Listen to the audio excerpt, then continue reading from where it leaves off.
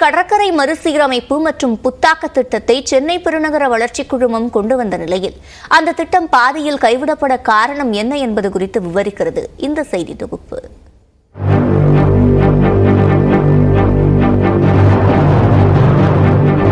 ஆமைகள் முட்டையிடும் அழகிய கடற்பகுதியில் நடைபாதை, கலாச்சார மையம், பூங்கா என மக்களை கவரும் பல திட்டங்களை துவங்க சென்னை பெருநகர வளர்ச்சிக் குழுமம் திட்டமிட்டிருந்தது.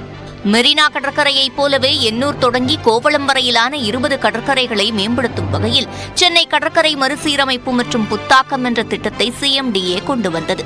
இந்த திட்டத்தின் மூலம் கடற்கரை பகுதிகளில் திறந்தவெளி பார்க், கலாச்சார நிகழ்ச்சிகளுக்கான மைதானம், மரப்பாலம், கடல் காட்சி பாலம், ஆம்பி தியேட்டர் இருக்கைகள், நீர் விளையாட்டு, நடைபாதை, சைக்கிளிங் டிராக், கார் பார்க்கிங் உள்ளிட்ட பல்வேறு அம்சங்கள் புதிதாக கொண்டுவர திட்டமிட்டிருந்தது.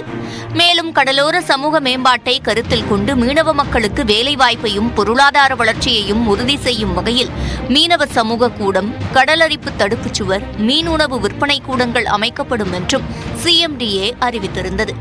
இந்நிலையில் கடலோர ஒழுங்குமுறை மண்டல விதிமுறைகளை மீறி சென்னை ஈஞ்சம்பாக்கம் கடற்கரையை அழகுபடுத்தும் பணிகளில் CMDA ஈடுபட்டு வருவதாக மீனவர்கள் சார்பில் பசுமை தீர்ப்பாயத்தில் புகார் அளித்திருந்தது.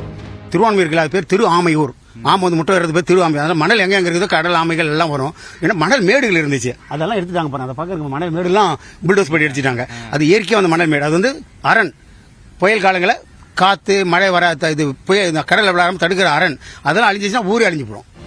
மணலை சமப்படுத்தும் பணியால் ஆமைகள் இனப்பெருக்கமின்றி அழியும் சூழல் ஏற்படும் என புகார் எழுந்த நிலையில் தென்மண்டல தேசிய பசுமை தீர்ப்பாயம் தானாக முன்வந்து வழக்கை விசாரணைக்கு எடுத்துக்கொண்டது.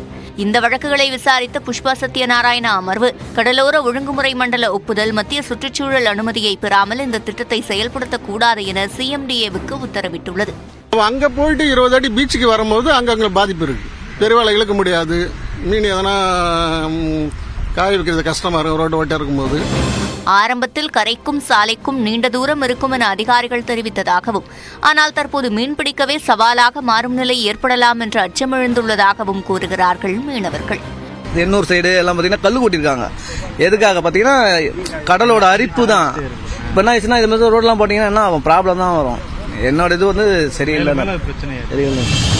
உலகின் 2வது பெரிய கடற்கரையை பேணி பாதுகாக்க வேண்டியுள்ள நிலையில் ஆக்கிரமிப்பு அதிகரிப்பது வேதனை தருவதாகவும் தெரிவிக்கின்றனர். இங்க வந்து அலை வந்து அந்த ரோடு போட ரோடு வந்தாண்ட போவோம்.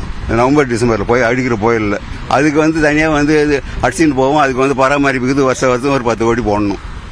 மக்கள் வெட்டி போன எதுக்கு? தீர்ப்பாய உத்தரவு, மீனவர்களின் எதிர்ப்பு உள்ளிட்டவற்றிற்கு மத்தியில் கடற்கரையை அழகுபடுத்தும் பணிகளை நிறுத்தி வைத்துள்ள CMDA உரிய அனுமதி பெற்ற பிறகே மீண்டும் பணிகளை துவங்கும் என அதிகாரிகள் தெரிவித்தனர். ஃபாரின்ல இருக்கிற மாதிரியே நம்மளுடைய சென்னை கடற்கரைகள்ல பல மேம்படுத்தக்கூடிய பணிகளை ஈடுபட வேண்டும் என்று CMDA பல திட்டங்களை கொண்டு வந்தது. குறிப்பா நடைபாதைகள், கல்ச்சுரல் சென்டர், இது மாதிரியான பல ஏற்பாடுகளை செய்ய முன்வந்தாலும் கூட பசுமை தீர்ப்பாயம் ஒரு தீர்ப்புல மிக முக்கியமான ஒரு ஆழமான கருத்தை தெரிவிச்சிருக்கிறாங்க.